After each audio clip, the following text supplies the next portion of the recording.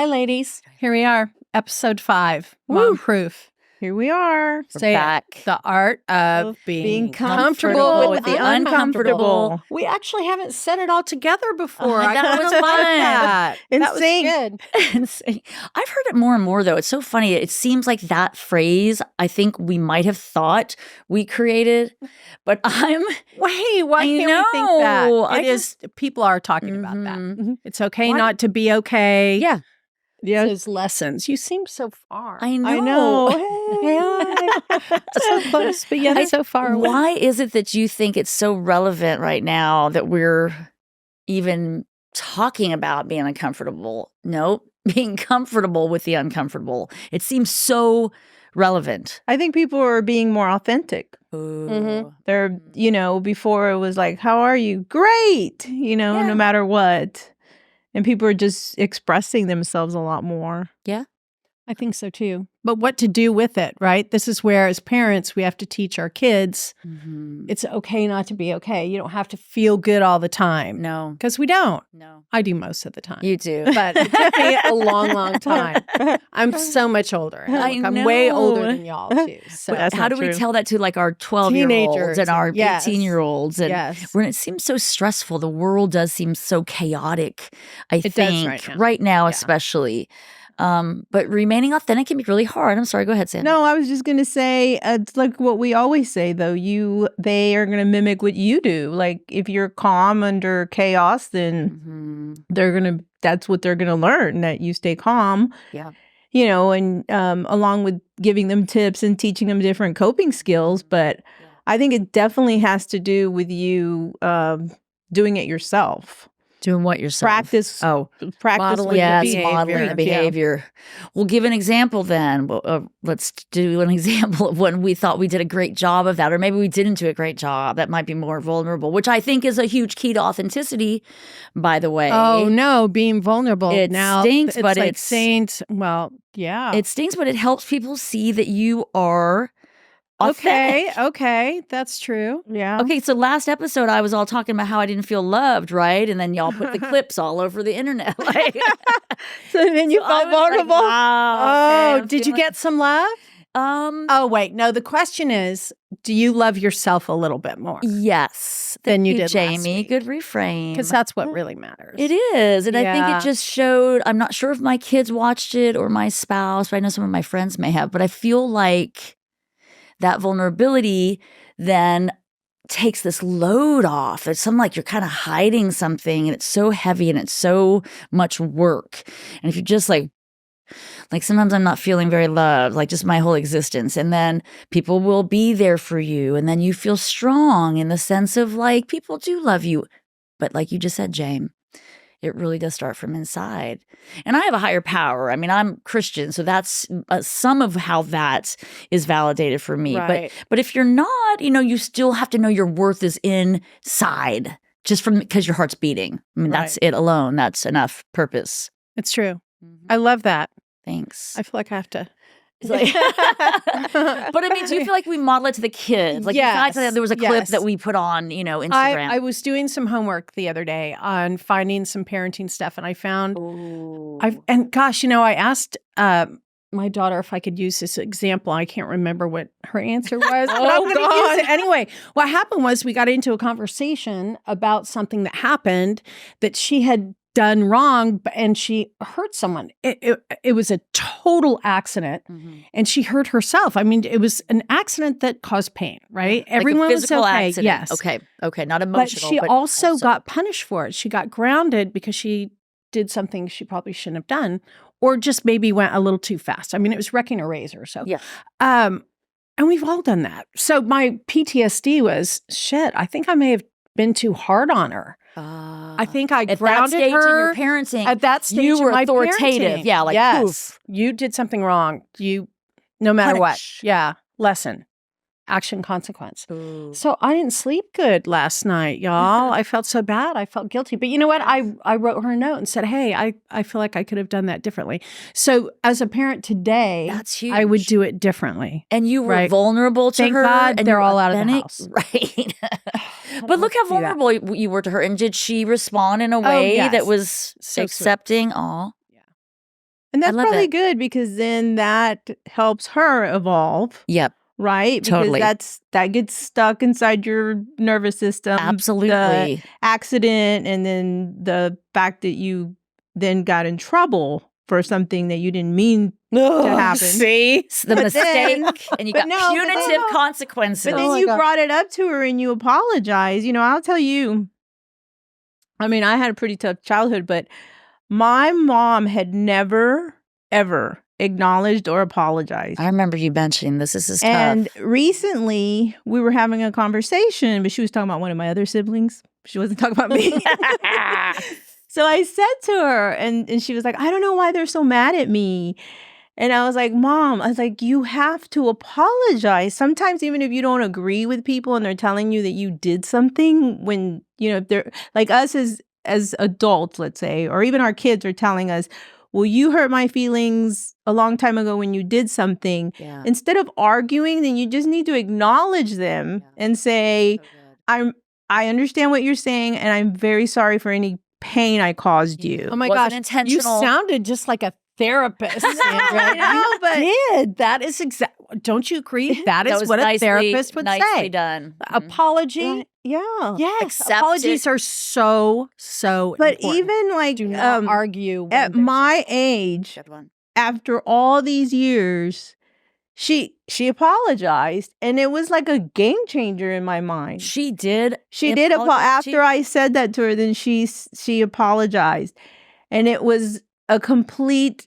Any thoughts that I had previously kind of just Oh, dissipated That's because, so nice. and it was just diffused. like just little words, but Oh, look at that. So interesting, because one of the things we do want to talk about is parenting at different stages. So think Yeah. about how your mom just Ooh. changed and did that. How old is she?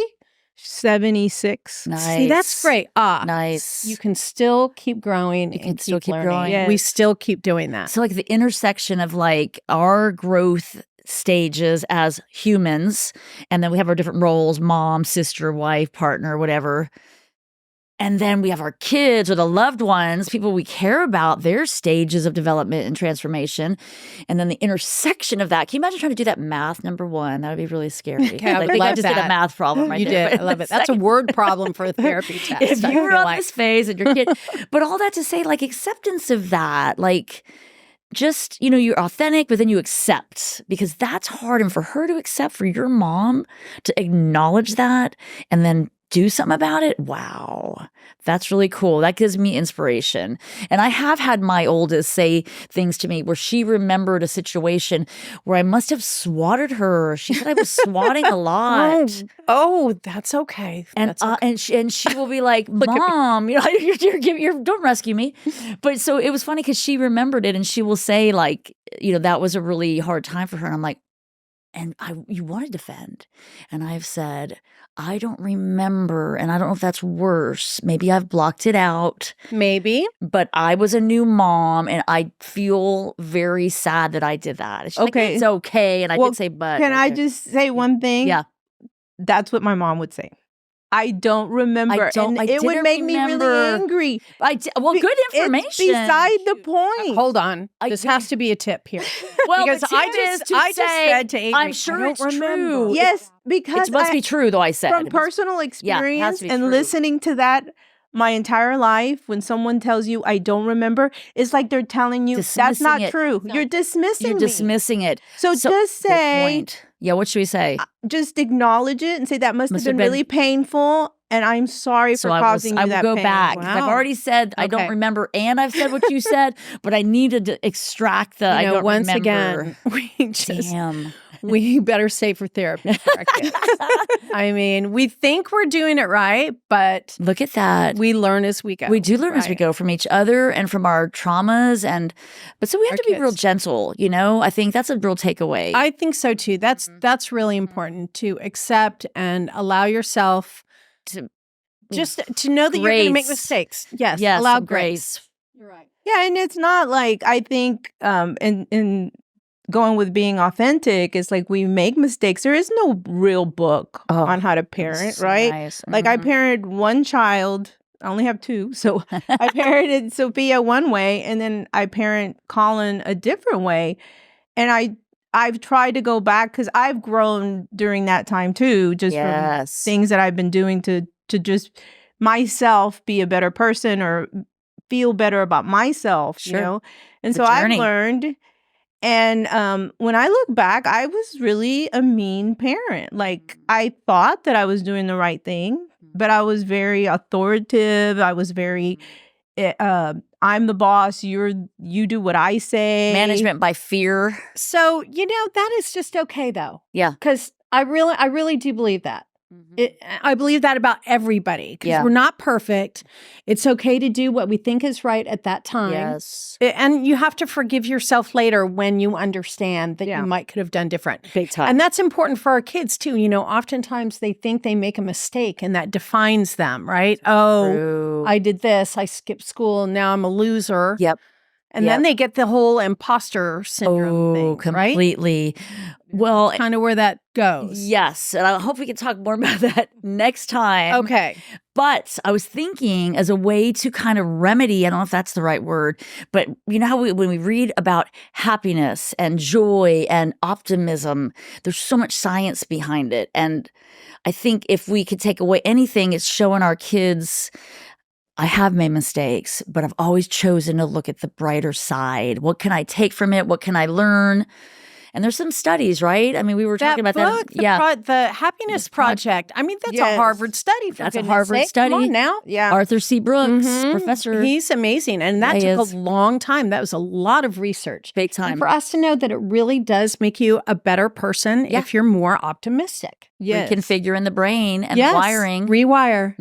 And as a parent, we can show our kids that no matter how old they are. Oh, yeah. Yeah. Oh, yeah, I'm still learning it, right? Sandra just got me right there. I was like, okay, oh my gosh. Optimism right now. That was good though. No, because even the book that he wrote, okay, first of all, you can take that class for free online, The Happiness Project, right on Harvard, or you put happinessproject.com and it's based out of Harvard, but there are apparently semesters and semesters worth of wait lists to take it in person. Oh my gosh. But also he wrote a book with Oprah and it was so cool that Living the Life You Want. Build the life you want. Wait, I have it here. Okay, look it up. Sorry, I have to cheat. Thank you. Thank you, Sandra. Yeah. Build the life you want. I think that is Yes, that's it. Build the life you want. And why being happy is really important. Big time. Big time. Because, I mean, you have your slogan, Love My Life. Love my life. If you get to the I don't put your, I can't do my L. I feel confined. Look at the camera. There you go. Even the kids know. Because if you get to the base of LML, it's optimism and happiness. Yes. And I love myself. Yes. I love my life. I really Did you always love yourself? No. Okay. It took me years to do that. And I just recently had to write a letter to my younger self. Aww. And that's a good I know, right? We should maybe all do that. Okay, everyone listening. But one of the things I said was, love yourself. Really do it. Really, really do it. Be okay with being different. Oh, good one. Yeah. Do you have any insight on that? On what? On loving yourself? Yeah. I'm just learning that. I never did like myself. And I always had those voices in your head that's negative. You can't do this. You can't do that. Like, and you think they become so automatic, right? And I'm just now learning to recognize them and to replace them with things like that, more positive thoughts. Absolutely. And it has been a game changer for me. Yes. Complete game changer. Well, try a sticky note. Well, I know sticky notes. I'm going to go back to the sticky note. Well, because we need to, and hopefully we can elaborate on this in another episode, but just what are some tools that we can literally do? And the sticky note's one of them. And catching yourself, just first catching it is a huge game changer. Right. When you hear it through your head or the voice. Say something negative. Yeah. And oftentimes kids do this too. They're sarcastic or they're mean about a joke. And that's not the way to do it. It really adds that negativity. If you say something positive to start with, it's amazing how the conversation already goes. Sandwich technique. Remember we've talked about that. Positive, then insert the constructive feedback and then end with a positive. We need to probably do that on our own inner dialogue because that's who we talk to. Let's practice that. The sandwich. Sandwich. I'll never forget one of the best things somebody told me one time is would you talk to your best friend that way? Like the way you're talking to yourself, would you talk to your best friend? Would you say that to them? And the We answer should is be our own no, I best wouldn't. friend. Oh, we should. We should, because it's all about learning to embrace the journey, right? This is a huge journey, the parenting, the transformation of who we are as we enter our 50s. I didn't say that out loud. I said enter our 50s. That was good. Our kids' journeys into middle school, into college. I've got one going to college. I mean, talk about Right. the transformational piece.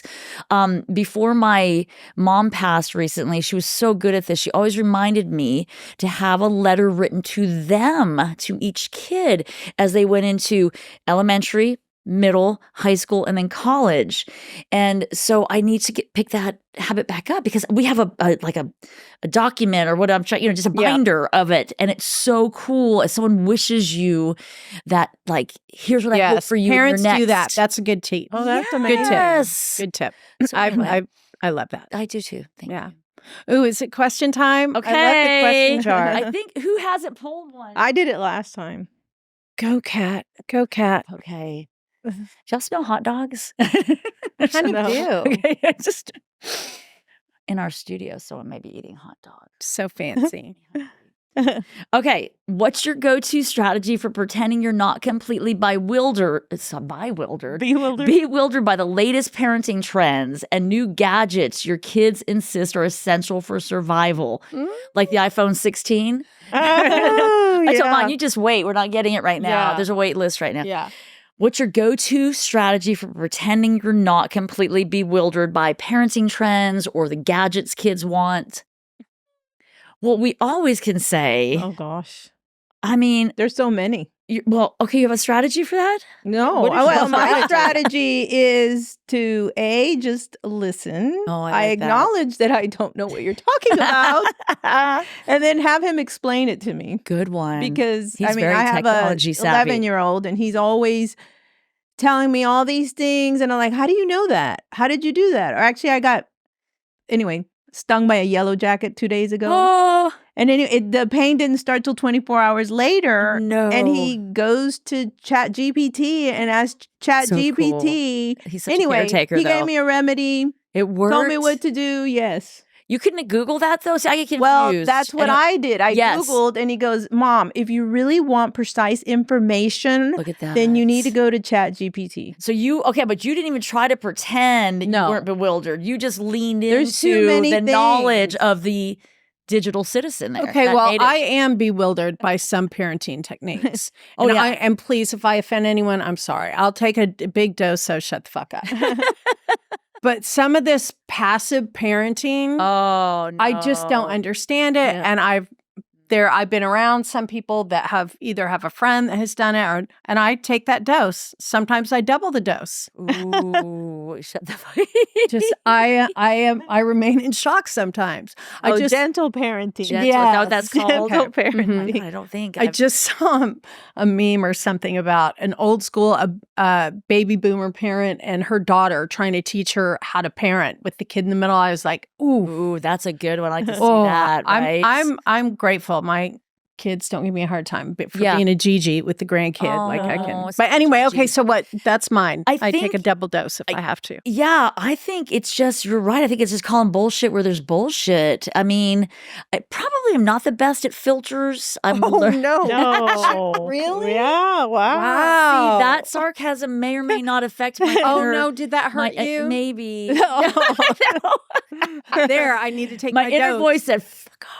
No, what I think is the best for me is to stop and think when I am bewildered and just not necessarily say what's always on my mind right off, but also to listen more. I think that's my strategy. That's My go-to strategy is listen That's more. And you good. kind of So started we'll- with that. You did start with listening. You said listen. Yeah, but I misunderstood. I thought like the new trends that are coming out with kids. Well, Well, I liked how you answered it though, because Yeah. he did a new trend and you went with it, which was Yeah. very yeah, nice. I You think didn't for call younger bullshit. kids. It was That's good. really Your good, answer yeah. was good. Because my other one, I didn't know if we were talking about our kids buying the latest gadget. And then I was like, well, pay for it yourself. my answer Yeah, to that that was is pay for it yourself. Okay, we are going to wrap. With We are that gonna one. wrap. Pay for it yourself. Pay for it yourself Yeah. is just the slogan. And I Hashtag. love your non-filter. That's one of Thank the things you. I love most about you. Well, I So appreciate think it. I'm trying to class. taper it down, just tamp it down. Just keep doing you. Okay, until next time. Yay, All right, thank you. adios. Bye.